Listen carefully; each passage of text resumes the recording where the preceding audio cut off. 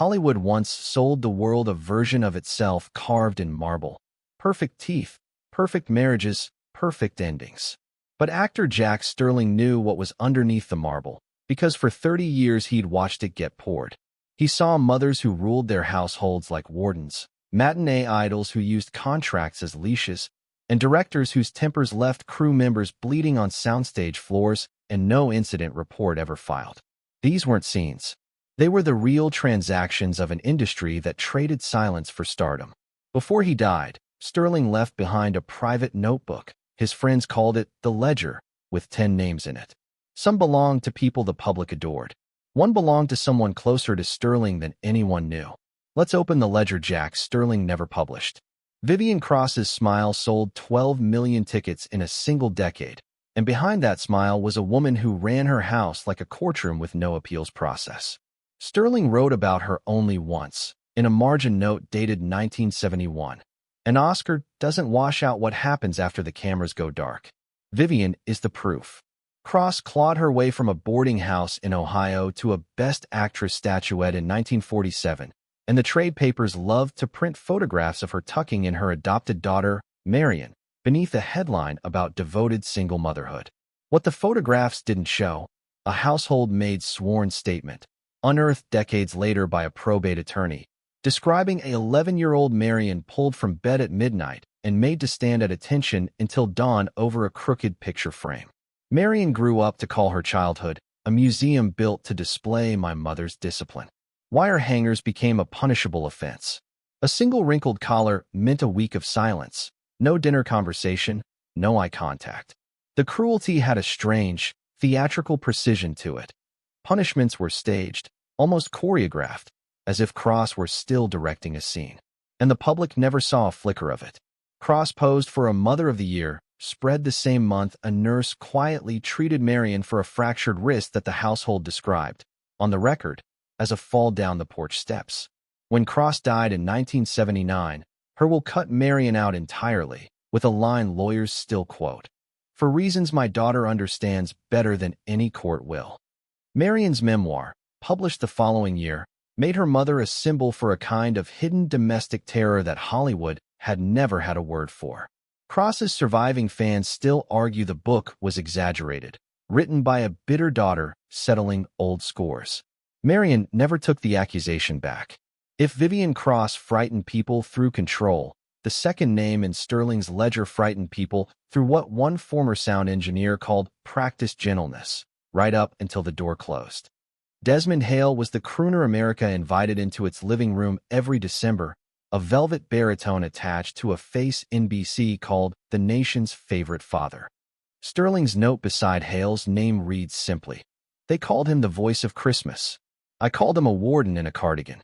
Behind the walls of Hale's Bel Air estate, his 4 sons from his first marriage grew up organizing their evenings around one question. How loud was the record player going to be tonight?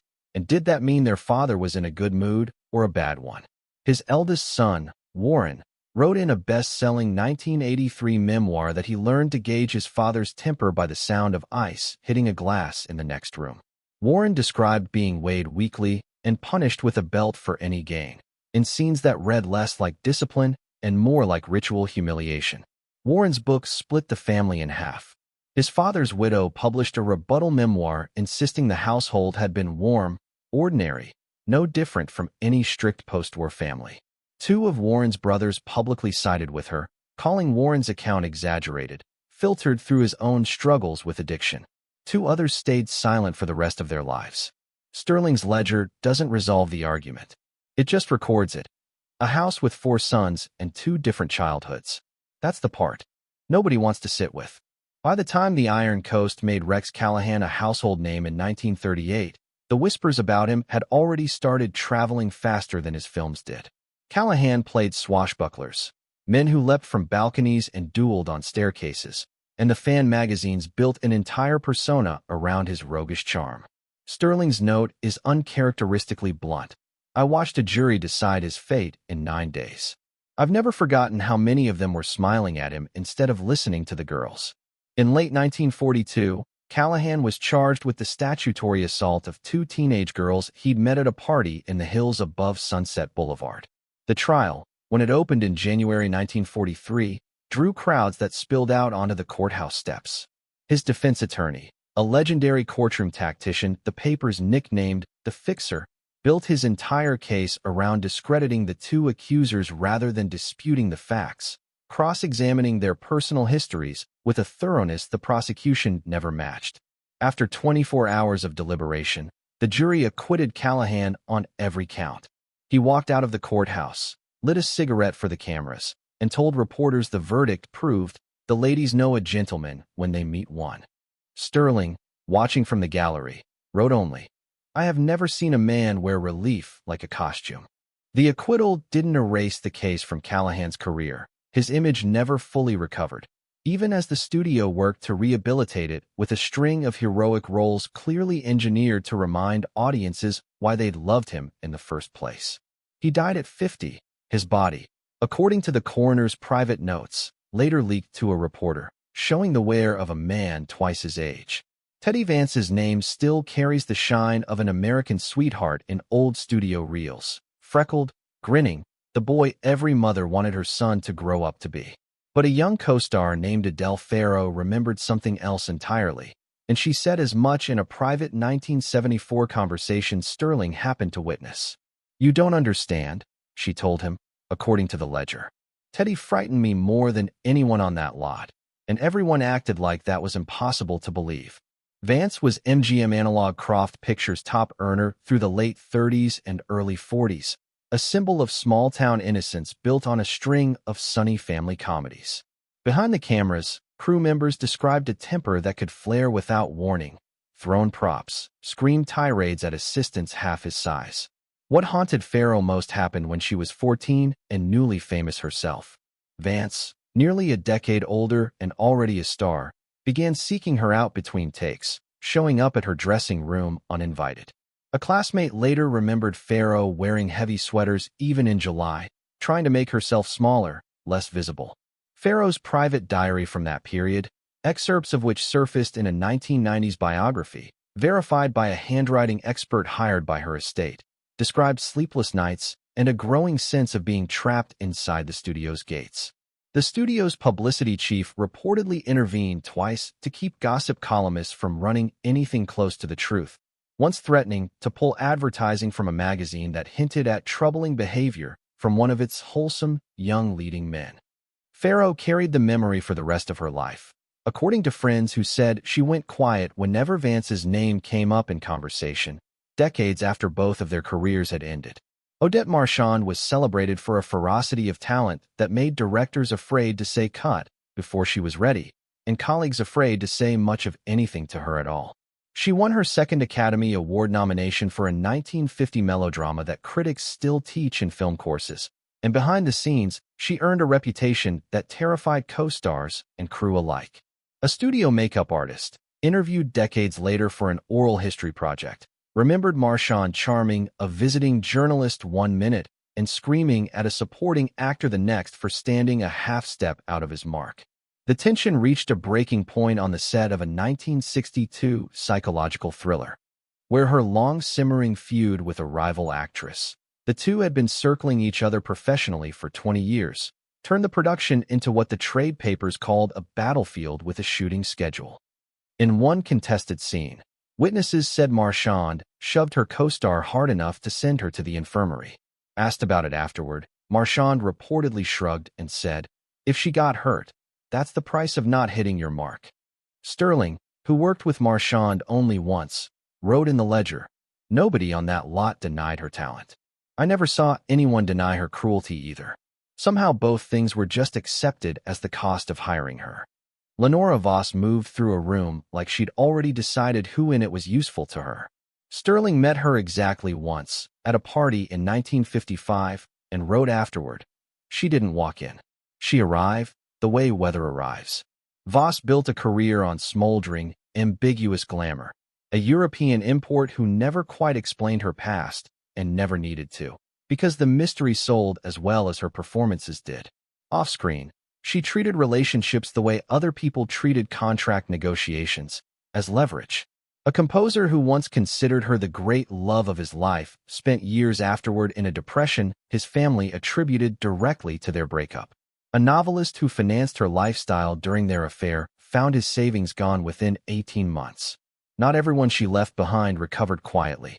One young actress who'd given up a promising career to follow Voss from city to city died years later, in circumstances her family never discussed publicly. Voss's own daughter, in a memoir published long after her mother's death, wrote about growing up watching people handled like props and set down the moment they stopped being useful. Sterling, who by his own account managed to keep some distance from her orbit, summed her up in a single ledger line. Lenora played every hand in the room. She was better at it than anyone I ever met. But you only had to watch The Losers to understand what the game actually cost. Bruno Castellan built a career on being the toughest man in any room. The fearless everyman of 2 decades of adventure pictures. Away from the cameras, he carried a different reputation, one the industry quietly managed rather than confronted.